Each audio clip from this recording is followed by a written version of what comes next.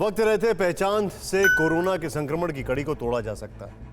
इसीलिए कोरोना के खिलाफ जीत में 3T मंत्र यानी टेस्ट, ट्रैक और ट्रीट का बात की जा रही है, लेकिन पहला टी जो है वो गायब है। मुल्क दर मुल्क और शहर दर शहर कोरोना जैसे हर किसी का इम्तिहान ले रहा है और कई इम्तिहान ऐसे भी हैं जो झकझोर कर रख देते हैं। इनमें से ही एक है उत्तर प्रदेश के इतिहासकार योगेश प्रवीण का देहांत।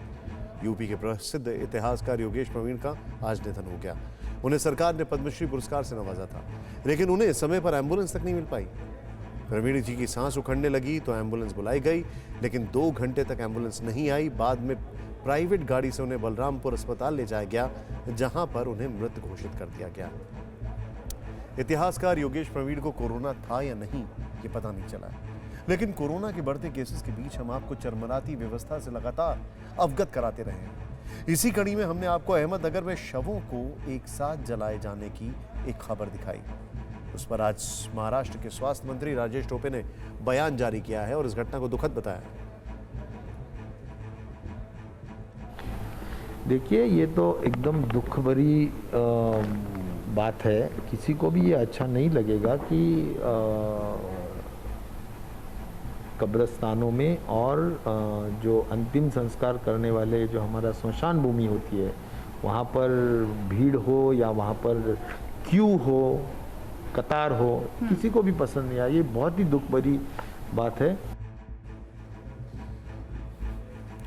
कहीं शवों को सम्मान नहीं है तो कहीं पर पद्मश्री प्राप्त इतिहासकार भी एम्बुलेंस के लिए तरस गए।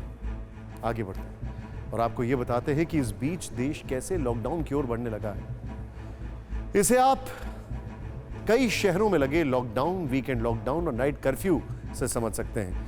महाराष्ट्र के कई शहरों में वीकेंड लॉकडाउन और नाइट कर्फ्यू है। दिल्ली में पिछले 7 दिनों से रात 10 बजे से सुबह 5 बजे तक नाइट कर्फ्यू जारी है। गुजरात सरकार ने कोरोना के मरीजों की संख्या बढ़ते ही 20 शहरों में नाइट कर्फ्यू लगा दिया।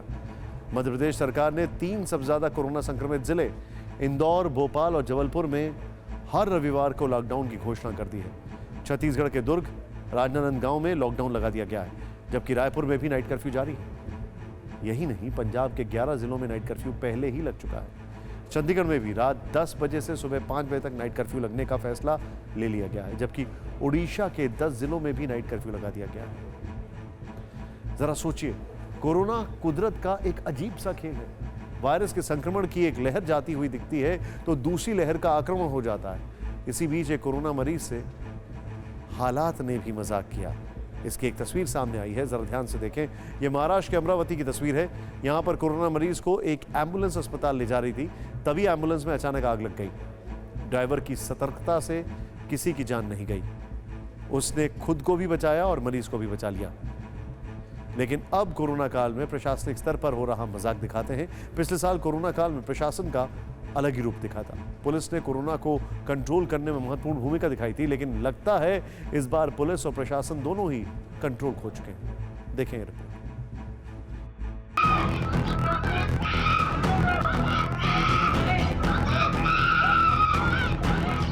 यह मध्य प्रदेश के खंडवा के बंजारी गांव की तस्वीर है। चारों ओर चीख पुकार मची है।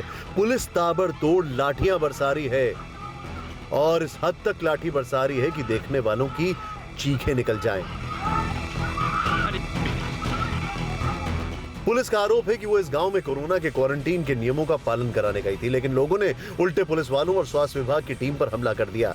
ये बात अलग है कि वीडियो में ना तो गांव का कोई व्यक्ति पुलिस पर हमला करता दिखता है और ना ही किसी को बंधक बनाने की कोशिश करता कोई दिखाई देता है।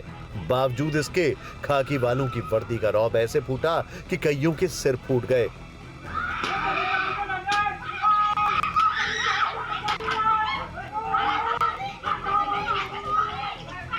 साथ भी उस परिवार ने मारपीट वगैरह करना स्टार्ट किया था, जिसमें फिर थाना प्रभारी ने और 1-2 पुलिस बल ने भी उसमें मारपीट की थी, जिसमें कुछ महिलाओं को भी उसमें ऐसा वीडियो में पता चल रहा है कि उनको भी समझौता लगी होगी। और जो थाना प्रभारी है जिनके और एक आरक्षक को उसमें लाइन अटैच कर दिया गया है और जांच इसमें CSP को सौंपी गई है।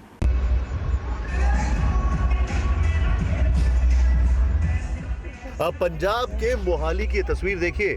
यहां के सेक्टर 88 के पूरब अपार्टमेंट में फ्रंटलाइन वर्कर्स को सरकार की ओर से फ्लैट दिए गए थे, लेकिन इसे अफसरों की औलादों ने पार्टी का अड्डा बना दिया। रेजिडेंट्स के मुताबिक परिवार से अलग रहकर कोरोना से लड़ाई लड़ने के लिए यहां पर अफसरों को 25 फ्लैट दिए गए, लेकिन जब फ्लैट से लेकर पार्किंग तक की पार्टी की अति हो गई तो लोगों को बकायदा प्रशासन से ही शिकायत करनी पड़ी।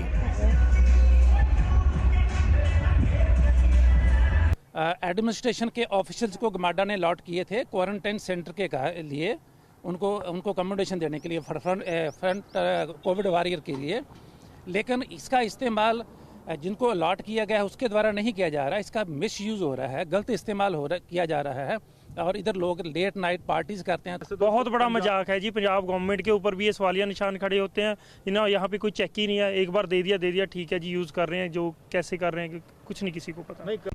फिलहाल पुलिस ने मामला दर्ज कर लिया है और जांच भी जारी है, लेकिन पुलिस के बयानों से लगता है कि जांच कम लीपापोती की कोशिश ज्यादा हो रही है। को लॉट किया था और कोई भी जिसको भी फ्लैट गवर्नमेंट ऑफिशियल जो फ्लैट होता है और उसके फैमिली मेंबर्स भी उसके साथ ही रहते हैं और अपने घर के अंदर जो उनका फ्लैट है उसके अंदर वो कोई किसी को इनवाइट कर सकते हैं, उसमें कोई ऐसा रिस्ट्रिक्शन नहीं है। खंडवा और मोहाली की ये दो तस्वीरें बता रही हैं कि इन दोनों जगहों पर कोरोना को कैसे मजाक बना दिया गया है।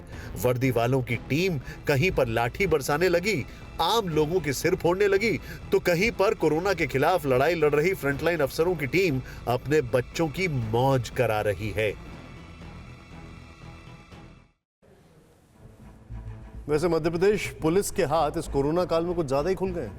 याद होगा आपको इंदौर की वो तस्वीर, जहां पर शायद वो एक ऑटो वाला था ना, जिसका मास्क थोड़ा नीचे था, इसलिए उसकी कुटाई कर दी जबरदस्त तरीके से। बाद में उन कांस्टेबलों को सस्पेंड कर दिया गया।